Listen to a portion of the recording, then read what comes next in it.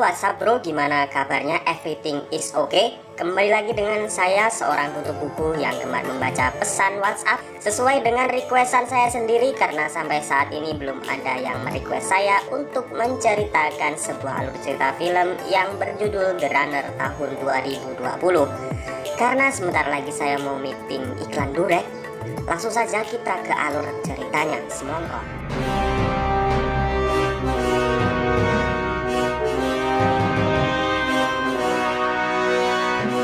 Di awal cerita kita dibawa untuk mengingat masa lalu sekitar 10 tahun belakang, di mana Zoe dan kedua orang tuanya mengalami sebuah insiden kecelakaan. Karena insiden tersebut kedua orang tuanya telah dinyatakan tewas. Kemudian kita dikenalkan dengan seseorang yang bernama Ryan. Ini dia orangnya. Ia adalah kakak satu-satunya Zoe, di mana Ryan ini adalah anak tertua dari kedua orang tua yang meninggal tadi. Di flashback juga diceritakan Ryan yang saat ini sedang bermain bola kasti ala Amerika diberitahu oleh seseorang bahwa orang tuanya mengalami sebuah insiden tabrakan. Dan hanya adiknya yang selamat. Sejak sepeninggal kedua orang tuanya, Ryan berjanji kepada dirinya sendiri untuk selalu menjaga adiknya Zoe dengan sepenuh jiwa dan raga. Sebagai seorang kakak, Ryan selalu menjaga adiknya dengan ketat. Ditambah lagi dengan sekarang Zoe sudah masuk usia 18 tahun atau sering disebut dengan capi-capian. Ryan juga menetapkan aturan-aturan di mana Zoe tidak boleh keluyuran sampai larut malam hingga bergaul secara bebas di luaran, dan menyuruhnya untuk tetap tinggal di rumah karena banyak corona dan banyak buaya di luaran sana. Namun sebagai adik pada umumnya, Zoe tidak mau menuruti apa kata kakaknya dan memilih untuk mengikuti kesenangan sendiri tanpa ada suatu hal yang mampu membatasinya. Dan karena hal tersebutlah ketegangan pada film ini pun dimulai. Malam itu Zoe berkencan dengan pacarnya yang bernama Michael untuk menonton pertandingan baseball. Dan setelah itu Zoe dan Michael pergi ke klub malam, sehingga Zoe telah melanggar aturan yang telah dibuat kakaknya Ryan. Ryan kemudian mencoba mengingatkan Zoe untuk segera pulang karena sudah terlalu malam. Namun Zoe tidak menggubris omongan kakaknya tersebut. Kemudian hal yang tidak diduga terjadi, di mana Zoe melihat pacarnya Michael telah berselingkuh di belakangnya dan sedang bermesraan dengan wanita lain. Dari kejadian tersebut sontak membuat Zoe marah dan kemudian menampar Michael. Karena hal tersebutlah kemudian membuat Michael kesal dan balik meninggalkan Zoe sendirian di klub malam tersebut. Zoe kemudian mencoba menelpon Ryan untuk menjemputnya, namun Ryan tidak bisa dihubungi karena telah larut malam, dan jelas saja Ryan sudah tertidur karena besok masih harus bekerja sebagai kuli panggul di pasar atas. Kemudian Zoe ditemui oleh seorang laki-laki dan menawarkan untuk menghantarkannya pulang.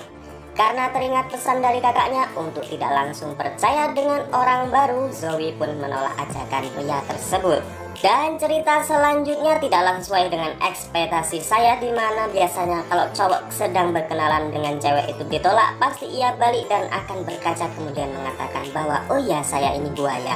Di luar ekspektasi saya, ternyata cowok tersebut kemudian membius Zoe dan membawanya. Dari adegan tersebut dapat ditarik kesimpulan dengan setengah matang bahwa cowok tersebut bukanlah buaya, melainkan penculik.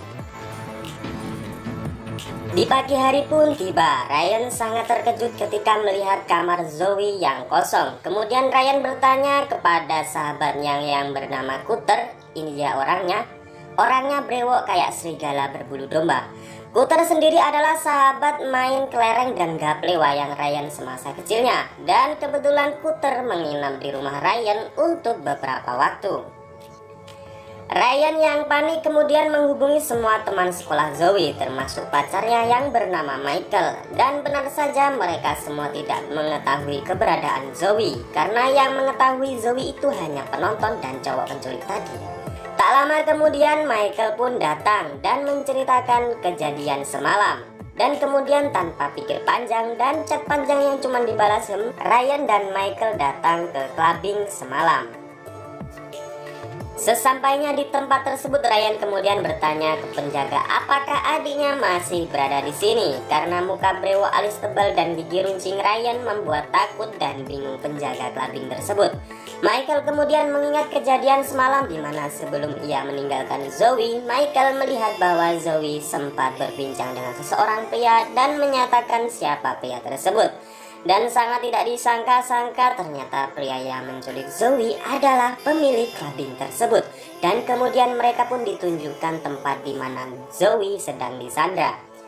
Di tengah perjalanan, Ryan menelpon Cutter untuk membantunya. Sesampainya di sana, Ryan melihat adiknya sedang diikat dan mulutnya juga dibungkam dengan kain.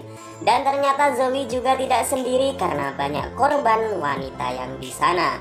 Namun naas para komplotan penculik mengetahui Ryan dan segera memukulinya hingga pingsan.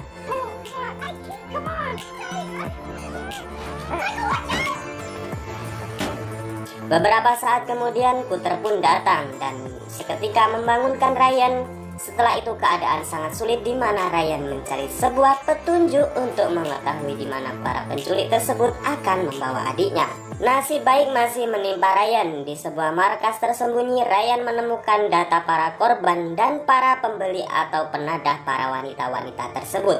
Rupanya sindikat penculikan ini adalah upaya komplotan bandit yang memperjualbelikan para wanita sebagai wanita pemuas para lelaki hidung belalang kupu-kupu siang makan nasi kalau malam minum susu.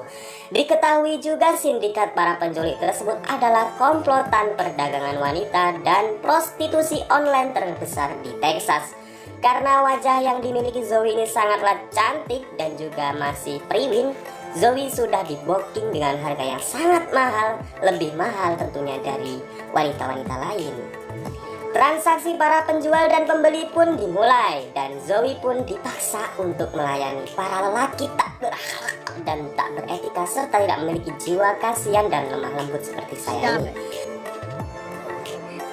Keberadaan para penculik pun diketahui Ryan lewat pesan singkat yang dikirimkan Zoe kepadanya.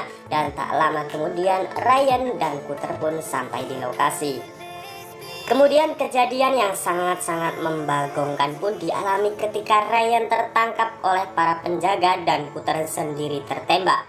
Alhasil mobil yang mereka tumpangi meledak dan Cutter sendiri harus mati dalam kejadian tersebut.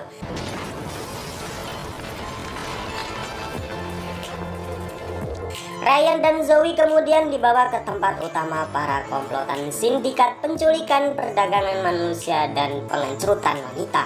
Dan fakta yang mengejutkan lainnya adalah di mana selain mereka diculik untuk dijadikan budak pemuas para laki hidung polos, para wanita tersebut juga dipaksa untuk bekerja secara ilegal. Para penculik dan sindikat tersebut tidak segan-segan untuk membunuh siapa saja yang mencoba kabur.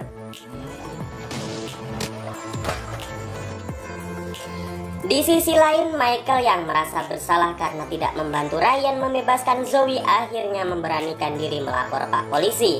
Michael juga memberikan bukti rekaman yang diambil secara diam-diam pada saat di clubbing.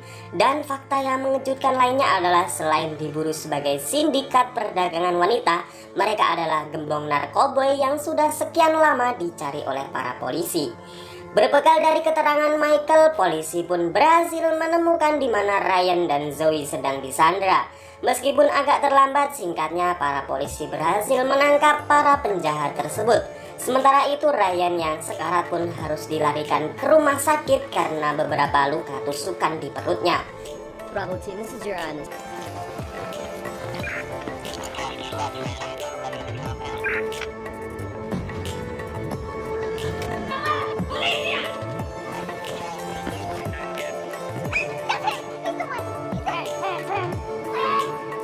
Sniper ready.